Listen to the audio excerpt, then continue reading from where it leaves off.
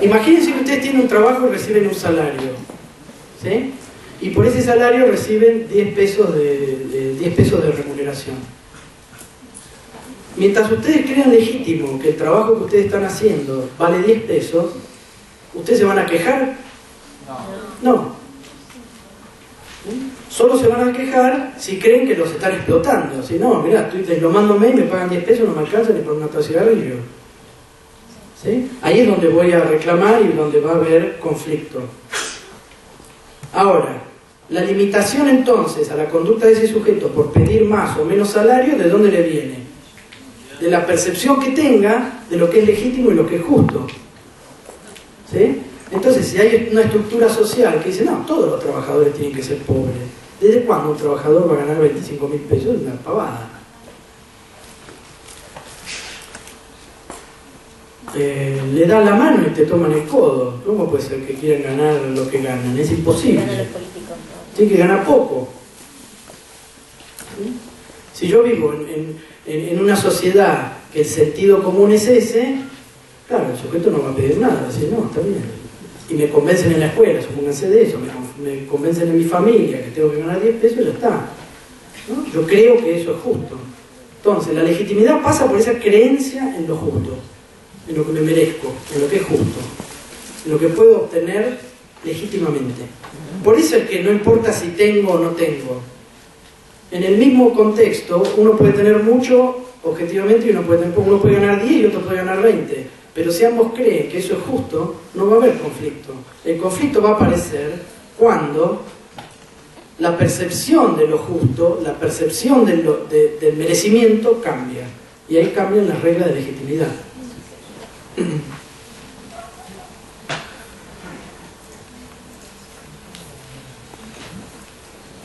La segunda pregunta que se hace Durkheim es esa. Sobre los lazos que unen a los individuos con la sociedad. ¿Cuáles son los lazos que unen a los individuos a la sociedad?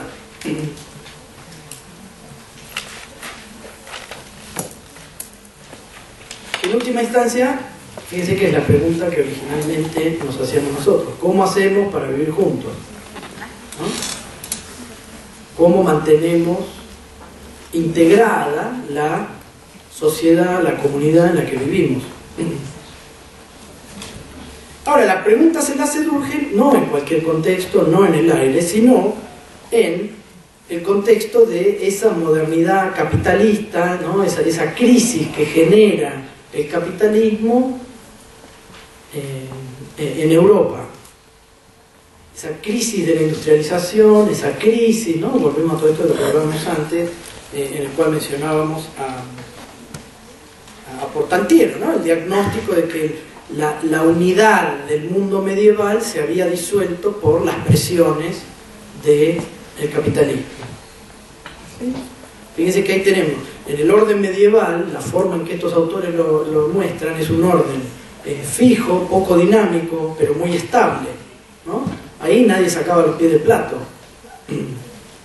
Esa lectura religiosa del mundo se imponía de tal manera que nadie sacaba los pies del plato. Eso se disuelve con el capitalismo, eso se disuelve con el proceso de industrialización, urbanización, etcétera, etcétera. Esos rápidos procesos, además fueron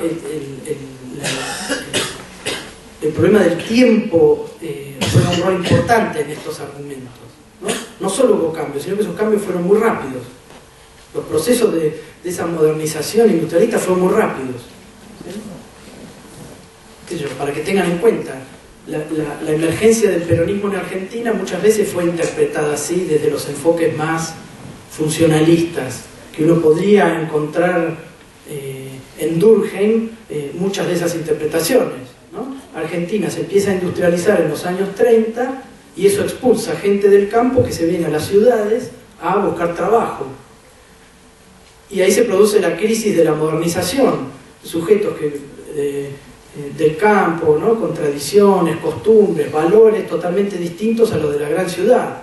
Alguien que viene de lo más profundo del Chaco y llega a Corrientes y Callao, ¿no? y hay tantas luces, y la vinculación con nosotros es distinta, ¿no? El individualismo moderno que lo apabulle, viene de vivir en una comunidad, pasa a ser un individuo aislado, hoy trabaja, mañana no trabaja, hoy le pagan, mañana no le pagan, alquila una pieza en un conventillo, queda totalmente desestructurado, ¿no? Queda totalmente desestructurado, es decir, ya no hay un orden que determina sus conductas, hasta que aparece la figura del discurso peronista que unifica toda esa asincronía y todo ese malestar y lo manipula, dirán algunos, lo lleva por el buen camino, dirán otros, ¿no?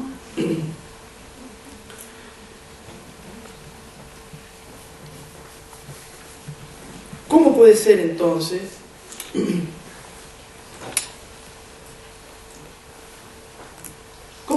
entonces que ese sujeto egoísta que es producto, que quiere ser feliz, ¿no?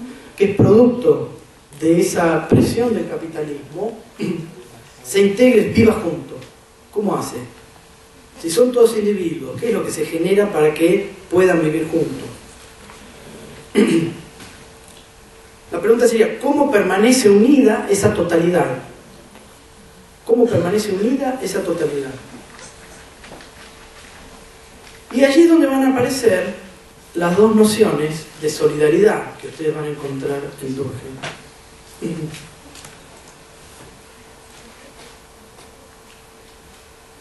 ¿Qué son cuáles? Mecánica y orgánica. Voilà.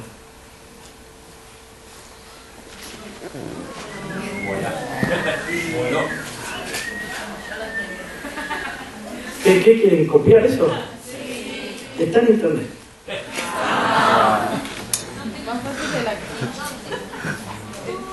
Pregunten dónde una vez más y me voy a ofender de tal manera y no vuelvo nunca más a ver.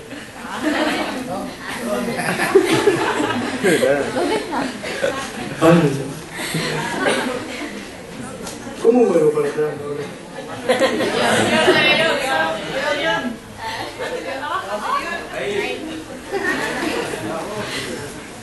Ya puse las otras en internet, ¿la vieron o no? Solidaridad mecánica. ¿En qué sociedades hay una solidaridad mecánica? Los que ya leyeron a Durkheim. Bien, las más primitivas.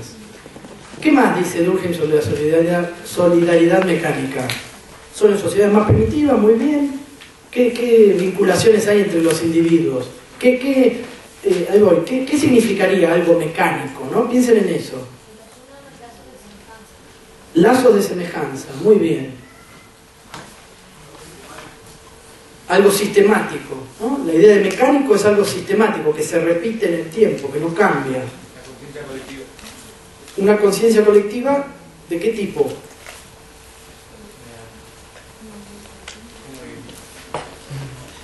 Bueno, ahora vamos a ir a la diferencia entre las dos solidaridades. Está bien, me estoy adelantando, no se preocupe. El lazo que une a los individuos es análogo al que une las cosas a los individuos. ¿Qué significa análogo? Exacto. Igual, que se parece. Algo análogo es algo igual a.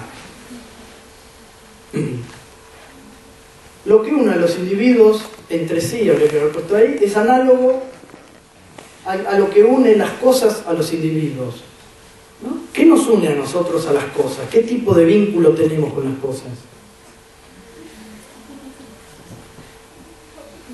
¿Como de pertenencia, decimos? ¿Algo así? No. Puede ser de pertenencia, pero no es una relación de afecto, no es una relación, ¿no? Una relación más de uso, ¿sí? ¿Cómo? Lo que hacemos con las cosas, ¿no? Los resultados de las cosas que hacemos de lo que hacemos con las cosas, ¿sí? Imagínense vincularnos con individuos como nos vinculamos con cosas, ¿sí? La cosa cumple su función, yo cumplo mi función, Horacio cumple su función. No estamos discutiendo cuáles son esas funciones en ese engranaje mecánico que sería la vida en la sociedad, ¿sí? Por lo tanto, el vínculo, dice Durkheim, es directo entre individuo y sociedad. El individuo es como un engranaje de ese mecanismo. Y quizás puede ocupar el mismo lugar que ocupa un engranaje verdadero, ¿no? Un objeto, una cosa.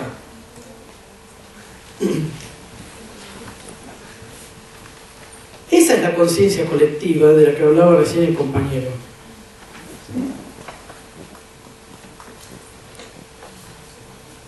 Él no lo llama acá conciencia colectiva, sino que lo llama creencia. Creer en ese orden. Y básicamente creer o reventar, ¿sí? Creer o no funcionar. La descripción que hace Durkheim entonces de esos individuos en tantos mecanismos, ¿no? Fíjense que son individuos que aparentemente son casi como objetos, que mecánicamente se van vinculando entre ellos y mecánicamente van reaccionando entre ellos. Eso también es bastante hobbesiano, si se quiere.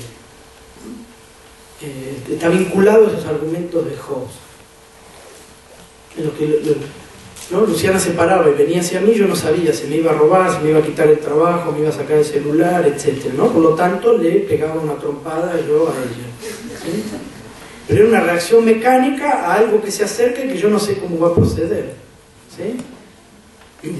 Ese tipo de vinculaciones implica una seguridad, una solidaridad mecánica, que implica la creencia en el funcionamiento de esas partes.